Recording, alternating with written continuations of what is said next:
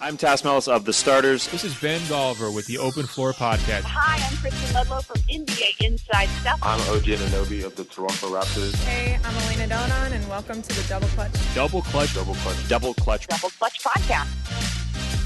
Ladies and gentlemen, boys and girls, basketball fans of all ages, welcome to the Double Clutch Podcast. It is me, the hoops nerd, Hugh Hopkins, with you this week, and we have two pretty awesome interviews on this week's show. Later in the show, we're going to talk to Cameron Hildreth, but the first half, we'll be chatting to Paul James of the Plymouth Raiders. We talked to him about reaching 1,000 games as a coach and how the BBL should be viewed in the grand scheme of basketball and how the league has changed during the past 25 years or so. So strap in for this one. It's good fun. Well, first of all, congratulations on reaching 1,000 games. It's I mean, when you first started with playing with the Thames Valley Tigers, was coaching something that you were interested in when you were a player? Really not at all. It wouldn't be further from the truth, really. It's just at the time when I started playing, it's just about playing the game and enjoying that, and then playing at the high level as I possibly could. But with all these things, you go in and you're doing some community outreach work as well as part of a professional organisation, and kind of started from there, really. Coaching little kids and ended up coaching the Thames Valley Tigers' second team, and went to the Division 2 playoff championship finals at Wembley and won that, and it kind of snowballed from there. I applied for the head coach's job at Thames Valley because at that time they only had a part-time coach, and they wanted to again take the program to another level. So they decided to have a full-time coach. I applied for it, and they ended up giving me the job off the back of what I did with the second team, and the rest is history, I guess. I mean, you've also sort of, there's been a lot that's happened during that time, obviously, because you've coached for a number of different teams, and you've seen it all in the BBL in terms of franchises have come and gone, and obviously Thames Valley is not really in the same setup that's changed a lot. And you've been to a few different teams, but like, what are some of the biggest memories from your career that as a coach that have sort of stood out in the BBL? Like, what are the biggest moments in BBL history during your time? Well, I think my very first game as a professional coach at senior level, we played Manchester at the MEN arena, and Nick Nurse was coaching there at the time. Who's now coaching Toronto Raptors.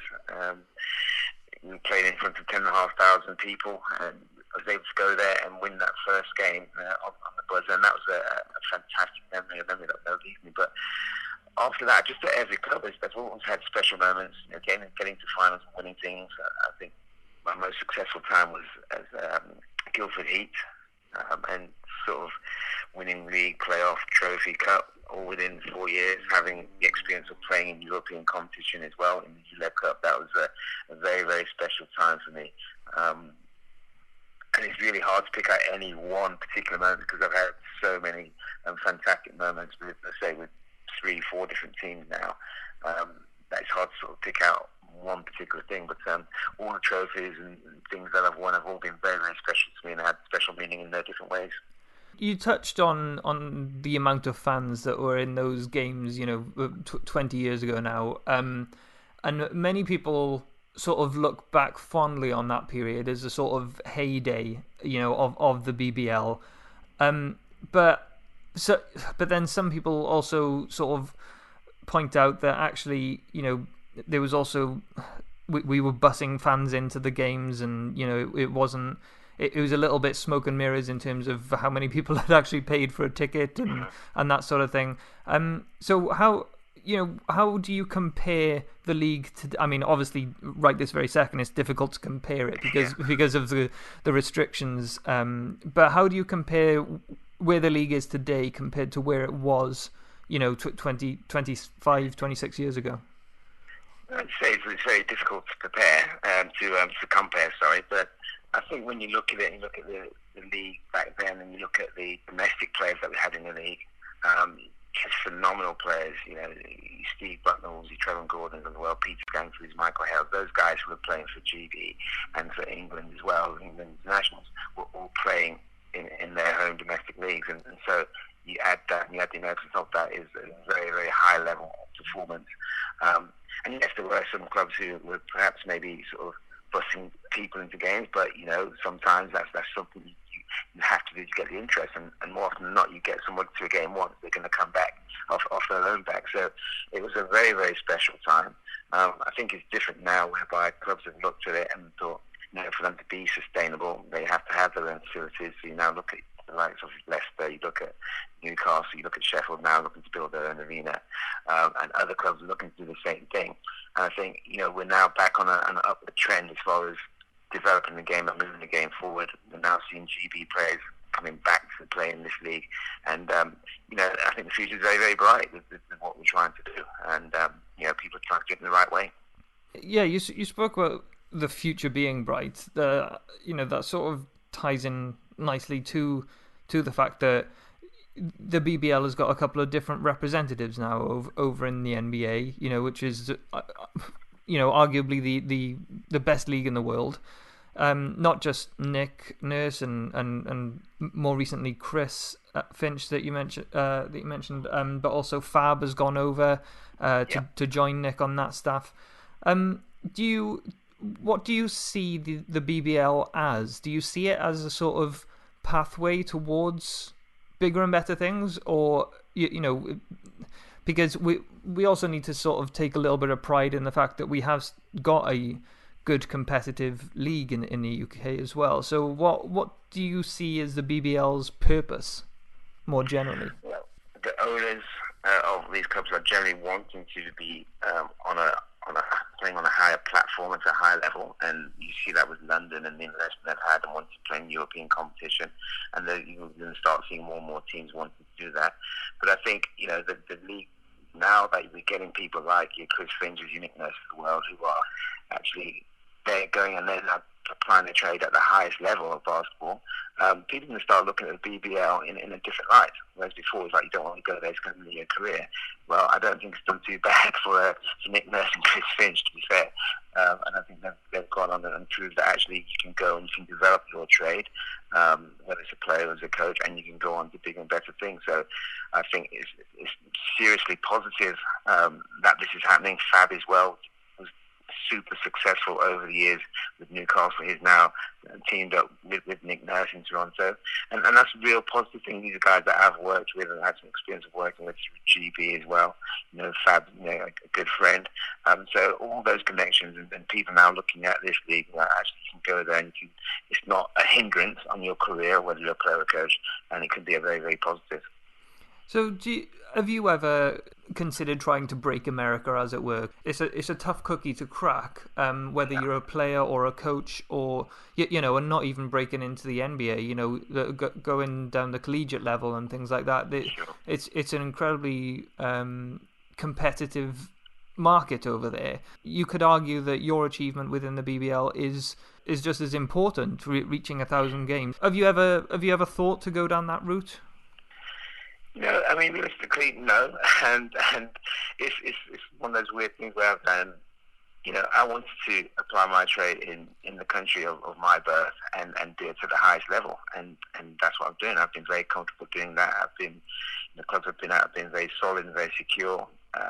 Want to be close to my family, so it's not something that I've looked at. But certainly looking at you know, Nick Nurse and Chris Finch, you know, they were always very, very driven.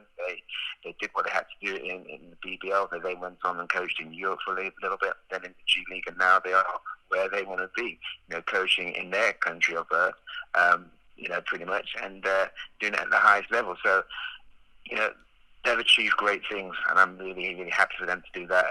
But I've been very satisfied with what I've done and here in my country of birth, and actually wouldn't change it for a thing. That's good to hear. And do you think we've obviously spoken about the coaching side of things, but do you think there's going to be a benefit to BBL players as well? You know, you're going to have a few scouts looking at potential coaches in the BBL? Do you think they're going to also be looking at players? Like, we've obviously got a few very talented young players in this country at the moment. Cameron Hildreth is a good example, I guess. That he's going away to the States to go to college soon. But he's plied his trade and stayed home with Surrey to sort of do some work in the BBL as well. Yeah. Do you think there's going to be opportunities for BBL players to reach that level as well? I think domestically there are some opportunities, as you say. Daniel Hildreth is one, and obviously in the past we've had obviously Steve Bucknell and John Amici who've come and have gone to the States and gone and played in the NBA. So I think there's always been opportunities there. Maybe not as many as we would like as a country, but the talent is out there, and hopefully as we start seeing a better talent coming through, and we'll start seeing people going from the BBL to Europe, then perhaps into the NBA. So I think they're all connections that you can tap into, and anything is possible right now. But right now, I think Boston's in a great place. I think the history of the BBL is great. The fact that Nick Nurse and Chris Finch have done what they've done, and many other great coaches have come through this league and gone on to do great things and coaching national teams and coaching Europe. The BBL is a great breeding ground for things like that. That's it's always good to hear that there are opportunities, and you're right. There's been players. I mean, John Amici even came back for a season, didn't need to play in the BBL, and that's right, yeah. And there's been a few other players who have sort of done stints or however brief. But okay, so focusing a bit more on here and now. You've been with Plymouth Raiders for a few years, and this is probably one of the better teams Plymouth has had in recent years. I would argue. Ashley Hamilton is doing great things for the team, and you started off the season pretty damn well. Well, yeah. What's the what's your optimism for the rest of the season? Well, just excited for the rest of the season. The team have really settled now, and it was tough at the start because we didn't know whether the league was going to start or not. And not only did we have Ashley Hamilton, we had Andrew Lawrence as well, GB point guard, who we pretty much built the team around. And then he sustained a long-term injury, so it took us a while to sort of get over that side of things. We weren't going to have Andrew sort of being our floor general, and then having to find someone who could get that job done for us. And so we went through some growing pains with that. But we've come through the other side now, I think, and we've really settled as a team. Everybody knows their role. And, we're in a semi-final now of the trophy. We've got 2 games to play against Surrey to get to a final. And, that's what I wanted to do when I came here. I want to put this club in a position where we can get to quarterfinals, semi-finals and finals, and give us an opportunity to try and win some silverware. And, fingers crossed we can continue to play the way we have been playing and stay fit and healthy, and we can get ourselves to a final this year. I think that's very, very possible. Yeah, I agree. I think, the league is as competitive as it's ever been, really. I mean, you've got London, but Leicester are always sort of, on that level. Newcastle seems to be playing this year, but I think like you said, losing a starting point guard was definitely a bit of a blow for you guys, but you seem to have bounced back pretty well. And the way you started off the season, it was clear that you're in a position to do some damage. So, beyond this season, then you've hit 1,000 games. What's stopping you from reaching 1,500? I really don't know. I think the biggest thing around Plymouth now is, and our new owners, is the fact that we have resources to be able to move forward as a club and put things in place that generally we haven't been able to do. And I think once you have that in place, there's an added or a different pressure. But I think this is just the start of what we're going to do. I think we've set a very good base and foundation for what we want to do moving forward in the future. Focusing on our very good domestic players, and then adding the Americans, and that will continue. But we want consistency throughout. We want to put teams together who are going to be around for 2 or 3 seasons, and we want to win trophies. So it's a very, very exciting time for the club. We're all just very positive with what we're trying to do. That's great. Well, I mean, best of luck for the next few games in the coming weeks. You've got, like you said, you've got a couple of tough challenges ahead to reach the finals now. But I think you've got the pieces to do it. So, as a former student of Marjon University, there's always a piece of my my fandom left in Plymouth. So yeah, I'll be. That's good to hear. That's good to hear. Yeah, so I'll be cheering for you. But best of luck for the rest of the season, Coach. Fantastic. Thank you very much. My pleasure. Good speaking to you.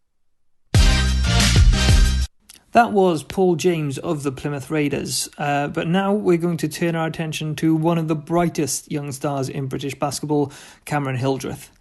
If you guys don't know him yet from his work with the Worthing Thunder or now in the BBL as a member of the Surrey Scorchers, you will soon know all about him because he's headed stateside to play college basketball with Wake Forest, which is a high major program that has produced the likes of Tim Duncan and Chris Paul.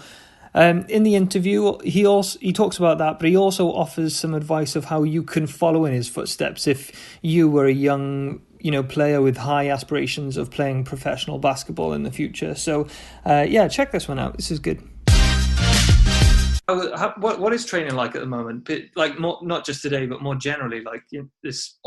Training is normally like 2 hours long, and then we'll have like a strength and conditioning session after, or like a mobility session or like a yoga type thing where we just stretch and stuff. But during the session, it's normally. We start off pretty the same. We'll go through our offenses like 5-man weave, then come down on offense, just go through the offenses, just get flowing stuff. We'll do a dynamic, and then we're working hard for about an hour and a half after like warm-ups, breaks, everything included, obviously. We're just competing constantly. Like, it's good for me, especially because like there's a lot of structure compared to where, at Division 1 there was structure, but like it was more at BBL, it's their jobs. They have to be more specific what they want to do type thing. So it's definitely good for me and my progression. So what about with COVID restrictions and whatnot? You able to actually get through a session properly, or what's the deal? Yeah, I mean, the sanitizing is like happening every time we stop. So if coach calls us in, we're sanitizing. And if he hasn't called us in a while, she'll come round and hand sanitize us, either when we're on the sideline or as soon as we get out for a drink or something. So the hand sanitizing stuff's constant. We have to take a COVID test before I've got to take one today. I took one again a couple of days ago just for the game we just played. So we're having to take tests a lot, and then during obviously training we're sanitizing. But we've been pretty lucky that obviously no one's caught anything or had any symptoms, so we've been able to train this whole time. Because I know at the beginning of the season these guys were out for a couple of weeks. That's why we're a few games behind because of COVID. At the moment we're lucky, we get to train every day, so it's good. So and we'll jump straight into that then. The start of the season, well, you went with the team properly. You joined, how long ago was it now? It feels like it's been a while, but it feels like it's been a while, but I've only played 4 games. I think it's been about maybe 5 or 6 weeks now, I want to say. Yeah. About that, around that time. Because what was the process like? What was the decision-making process like to actually, join a BBL team? Make the leap, obviously from NBL, but also, knowing that presumably you still plan on going to college in September. Yeah. So basically what happened was I was speaking to the coaches at Worthing Thunder, which is in the NBL, and just saying like, I'm going to probably go start training with Surrey just to get that extra training, because at Thunder I was only training 3 times a week for 2 hours, and obviously games on the weekend. And I was just like, look, normally I would have been doing like twice, like triple, quadruple the amount of hours of contact time with basketball because I was at school. So I was getting loads of individual sessions, team sessions, S&C sessions. So I was doing a lot less than I was before. And it kind of showed in my recent performances that, I wasn't producing what I would like to have produced or what was kind of expected. And mainly down to me just not having enough contact time. So I was speaking to my dad about it. And I was like, look, is there an opportunity for me to go train with Surrey? And this is when I went to start training with Surrey. And I was there for a week and a half at Surrey training until like coach kind of spoke to me, and I spoke to coach, and he was like, look, like, you know, if there's an opportunity for you to come here, I'll let you know, type thing. And I said this to coach at Thunder. I was like, look, you know, if I'm honest with you, for my progression and, you know, trying to improve daily, playing against better players, I think it'd be like an opportunity for me to go to Surrey and improve. And then they were just like, you know, at the end of the day, you got to do what's best for you. There was no hard feelings or anything, but it just kind of, I just think I was like leading towards going to Surrey just so I could, you know, constantly improve, you know, play every day, get good structure, play lots of high level games. Because in the NBL, like, no disrespect to anyone, that, you know, you get about 3 or 4 tough games, and then everyone else is either, you know, you either win or, you know, it's a game that's not really very competitive. So in the BBL, obviously every game's competitive, and then training every day with the guys that are in the BBL is competitive as well. So that's one of the main reasons. Yeah, I think in the BBL, from year to year, there's usually like 2, maybe 3 teams that are, you know, that are pretty bad, you know, because they just for various reasons, they're going through rebuilding, they couldn't sign someone or whatever, you know.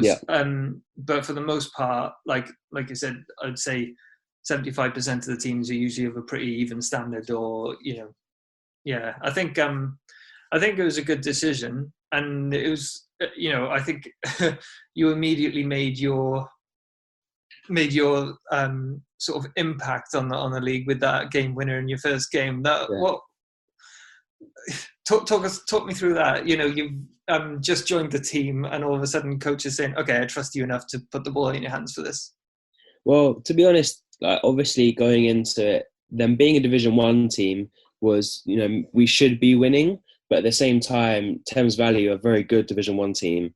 So, you know, they were like, you know, we can't just let this go. Like, they want to be in our position type of thing. You know, everyone on Thames Valley team wanted to be in our kits. You know, they want to be in the BBL and they're in Division 1. So I think, you know, playing against them was kind of something I've been used to because I played against them a couple of times. But for the coach to be able to trust me in that like last possession and then also for Cash the inbound to be able to pass the ball and trust me that I'm going to be able to, you know, do something or create for myself, I think was, you know, pretty humbling and pretty amazing for my first game to be in after only being with them for a couple of weeks at this time. Yeah, I was pretty speechless about it, to be honest. That's cool. So, how, you know, were you nervous taking that shot, or did you think, well, I've done this before, I know what I'm doing? It's weird. Like, game winners very rarely happen. Yeah. Especially with like a, you know, like I did it with 0.6 of a second. You know, they very rarely happen. You don't really see them off, and it's like kind of that feeling that's just like, oh my god, it's amazing. Like, it's so rare. So I don't think I was like, at the time I was like, okay, this is going to be big. Like, you know, if I miss, it's going to be the end of the world. If I score, it's going to be amazing. But then as soon as I caught the ball, I just zoned out of thinking about anything and just was like, okay, let me just go to the score and try and score and see what I can do. Fortunately, I made it. So yeah, it was an amazing feeling as well. And like you said, it's pretty rare that you get a walk-off game winner sort of situation at any level, really. Did you know what move you were going to do?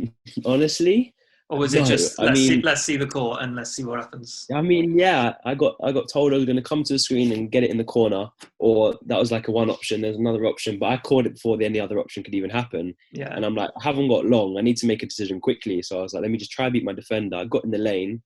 You know, I drew some contact to create separation and just floated up. And I couldn't tell you I was going to do that. No one knew. Well, I definitely didn't know I was going to do that. But yeah, I mean, it's pretty cool. Well, congratulations on it. You know, it's a way to introduce yourself to the league, isn't it? What's your optimism for this team this season?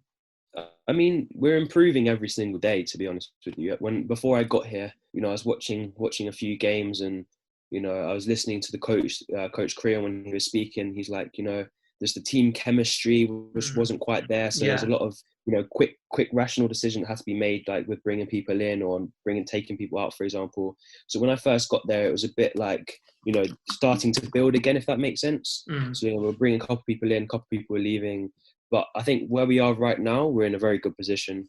In a way, you know, we're competing. I know we lost, and I think we played, especially about Connor. We lost by 1 to Lions, and you know, they're one of the top teams in this league that are very talented, and that kind of proves to ourselves that, we shouldn't be losing games to maybe teams that are so lower down the league, for example. Yeah. I know we're down there at the moment, but that game kind of proved to us that we should be winning, if that makes sense. We should be up there competing. And the team we have right now, I think, we've pretty much secured everyone we need. We've got everything we need. It's all about now just working hard every day and just keep improving as a team, getting that chemistry up. Then game day, we can be ready to beat anyone.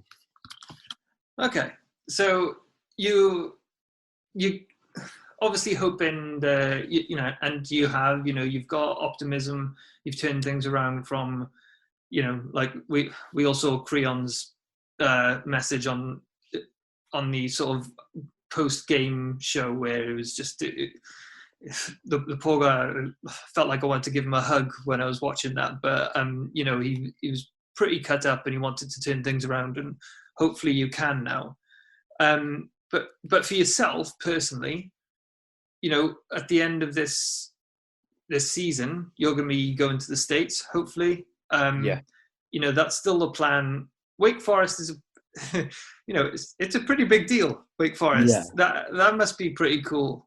Yeah, I mean, I've been speaking to coach, obviously, and everyone knows that that's where I'm going at the end of this season, hopefully due to COVID. So for me, this is just all about me building, getting prepared for the next step. Division 1 for me last year was great. That was a great step for me to, from going from junior basketball to men's basketball was a big jump, and I did pretty well. And then I think the second year, is again, I've already done it once last year, and I've kind of proven to myself that I'm capable of doing things. But then at the same time, I'm not getting out of my comfort zone, for example. I'm not pushing myself because of, competing against maybe lower level people than the BBL. So I was, thinking about, look, I need to probably go to the BBL, which is going to help me improve more. I'm going to take less shots and probably get less minutes, but that's okay because I need to make sure I'm competing with better players so that when I then go to Wake, it's not a massive jump. It's still a big jump, but it's, a bigger step, less jump than from going to NBL to straight to Wake. But Wake is definitely a massive school. They're in the ACC, playing against some of the top level teams in the whole country. So it's really exciting for me. I just want to make sure I'm fully prepared before I get out there. So my favourite player ever is Tim Duncan. I'm a Spurs fan. So I'm pretty familiar with the law of Wake Forest, and of course Chris Paul went there as well. A good number of NBA all-time players have gone through that program. What's your aim?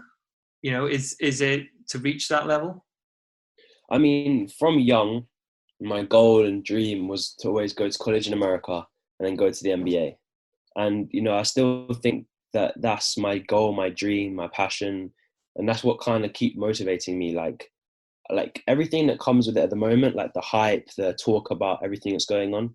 To me, obviously it's humbling and I'm appreciative of everything that happens, but I try and stay level-headed with it because I'm not actually there yet.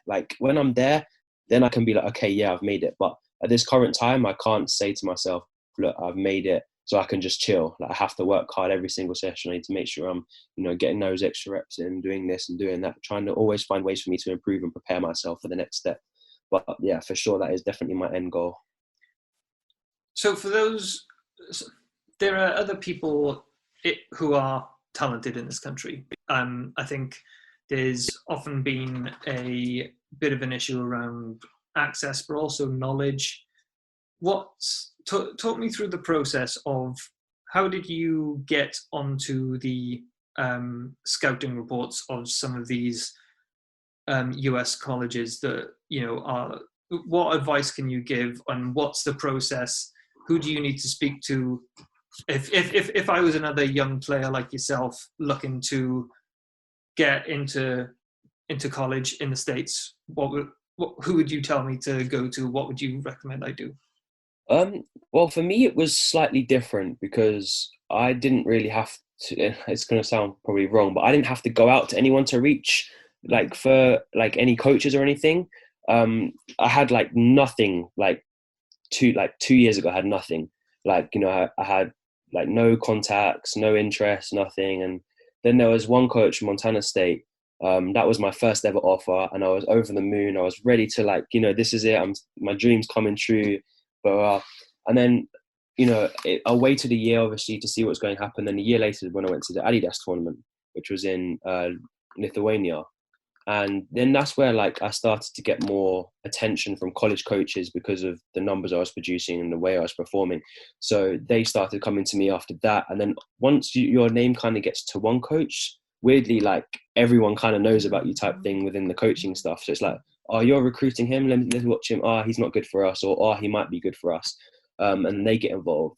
But what I've recently like been told, and what I've kind of think about from my point of view, is about the whole like one coaching talk to another coach. If you reach out to a coach and either they say like, look, I'm going to be honest, we don't really need a guard, we don't really need a big, but I might be able to talk to this school for you, then they can talk and then they'll get in contact with you. Then you can keep building a bigger platform just by reaching out to people. Whether that specific team needs you or not, you could probably potentially ask them to talk to someone else that might need you, or they might know someone that could help you, if that makes sense. So never sit there and be like, I'm not getting any attention, I'm not getting it, no one wants me type thing. It's okay to reach out. Like, it's not a bad thing to reach out to people.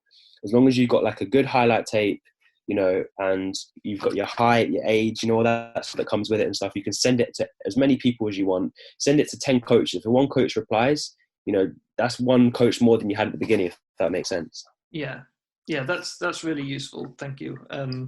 I think I've coached in the past, like, only to sort of a local league level, but I've had players sort of ask me a similar thing, and being a local league coach, I don't have a lot of, I try to put them in touch with whoever, but it's useful hearing from someone who's sort of on that path. I think that'll be useful information for other, 14, 15-year-old kids who are sort of looking to do a similar thing to yourself. Yeah, and also it doesn't necessarily come at that age as well. Like I said, like I didn't have anything a couple of years ago. It doesn't have to be like you're 16, oh my God, I've got nothing. Like, you still, for me, I'm 18 now and I'm going in summer. Like, you don't have to get something at that young age, and just because you haven't doesn't mean you're not going to, if that makes sense. So you have to be patient and your time will come if it's ready for you. With your age, you might not be necessarily aware of the BBL's history before before you were born, but there's a couple of guys who,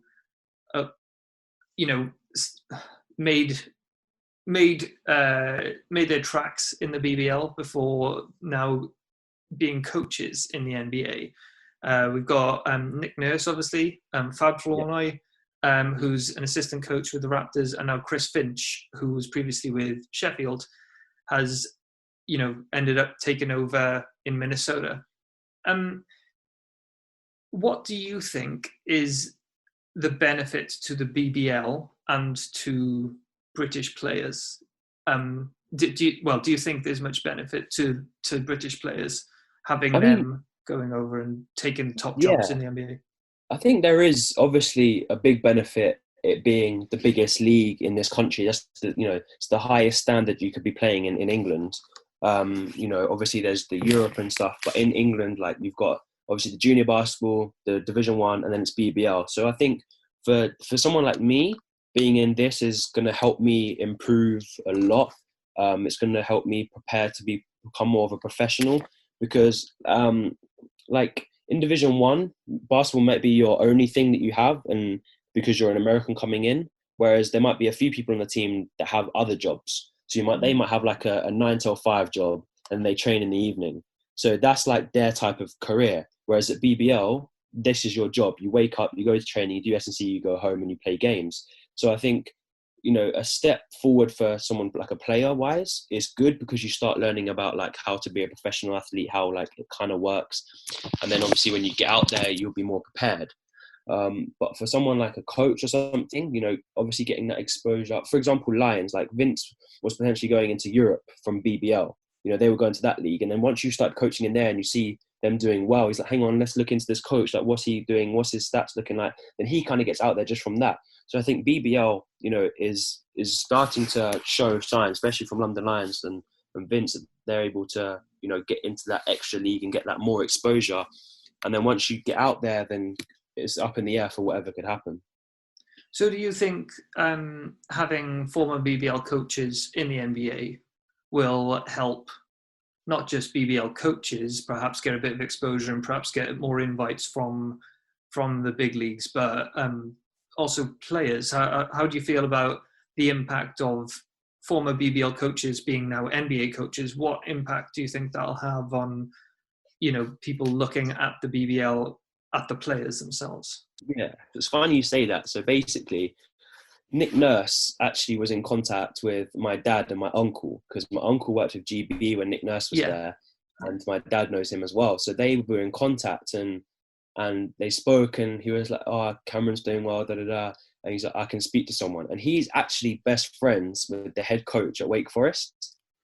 So he was like, okay, I can speak to a couple of people. And then that's how I may have got like a slight hint from them. And then they've realized that, this is something that they need as within the team. So then that's how I think that's like partly how, obviously with ANGT as well, they noticed. But I think that's just one example that if you're known in this country and you go to America, you obviously have so many contacts. Like Nick will have contacts on contacts for different schools, and he can message anyone and they'll listen because he's, one of the best coaches in the NBA. So I think definitely, being from the BBL, like coaching, getting out there, having that exposure can definitely help people like myself or younger, prospects in the UK that can help them get that exposure, help them get more contacts with coaches in different countries. And of course, we're seeing former NBA players and, arguably still NBA level talent coming over to the BBL now. We had Byron Mullins earlier this year. Obviously, DeAndre Liggins is still with us. What's it like going up against someone like that? Is there a difference in level, do you think? I think the main thing is experience that they have. Obviously DeAndre Liggins was in the league for a long time. I think it was like 7 years, maybe 6 years, 7 years. So he's obviously had that NBA experience. So I feel like, him coming into the BBL is, kind of for me, it's like, why would you do that? You're in the NBA. You could have gone to Europe. You could have done this. But I guess with, at the moment, COVID and stuff, who knows what the opportunities were. So him coming here, for me to play against someone like that is, pretty cool. Like, he was in the NBA. He was playing with LeBron James, the Cavs. Like, he was all over the NBA. And I think, NBA players or high-level players coming to the BBL is also a big, jump for the BBL as well. Kind of a big stand-up point that, it's, we're in England and we're small with basketball, but there's still opportunities for people like him at that level that can come here and play and still compete and make it more interesting. It's not like he comes in here and drops 50 points every game as well. So obviously he's outstanding and he doesn't take that many shots, but at the same time, players and teams are still competing with those type of players, which I think is really good.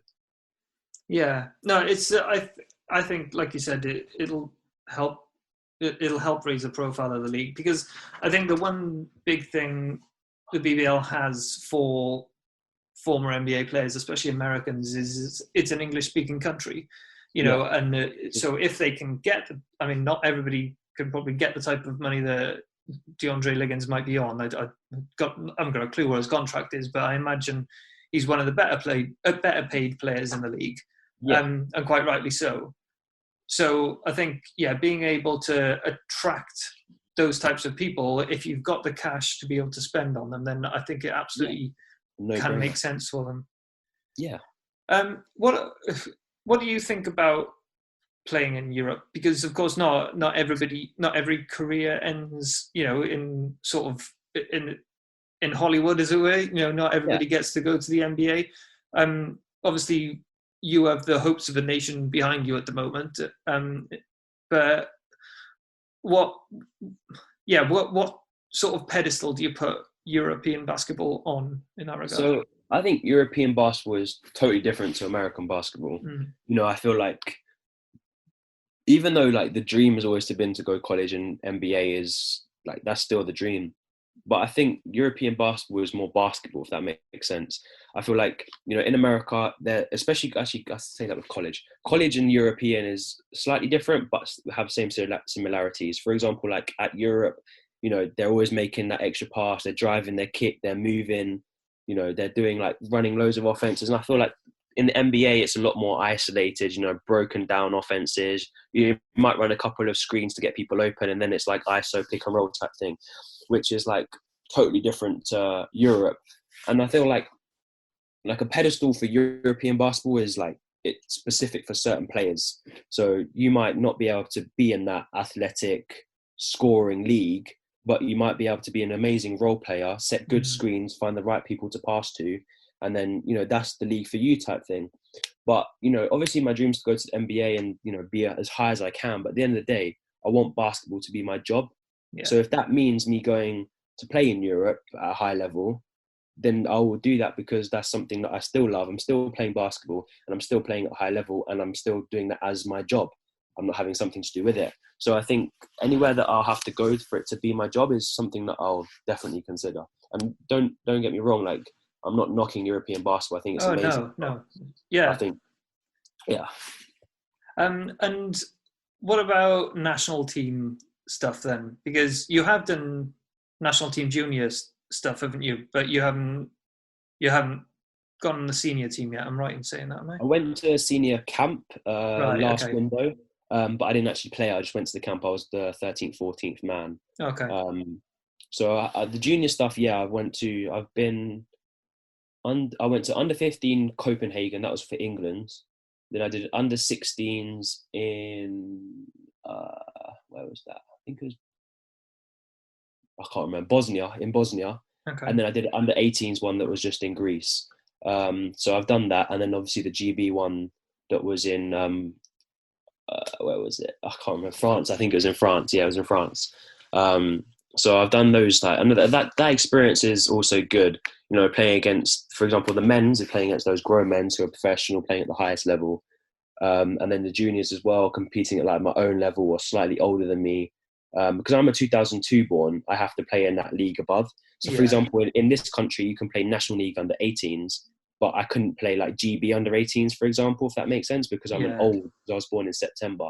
So I've always played like the youngest in the older league, if that makes sense. So me playing in that has like been great for my experience, like understanding people like my age and their level, competing with them and stuff. I think it's been great. And do you think, I mean, obviously, you know, they've qualified for Eurobasket now. You know, do you have ambitions to do that? To sort of, I don't know what the deal is with appearing in Eurobasket if you haven't appeared in the qualifiers. I don't know if there's any rules about that, but you know, would you hope to try and get onto that team or compete in the future? Yeah, I think if the opportunity was there for me, I don't think that's something I could turn down. Whether I was to go there and not play or play minimal minutes, I think just that whole experience of being there, if that opportunity was there for me, I think I'd 100% take it.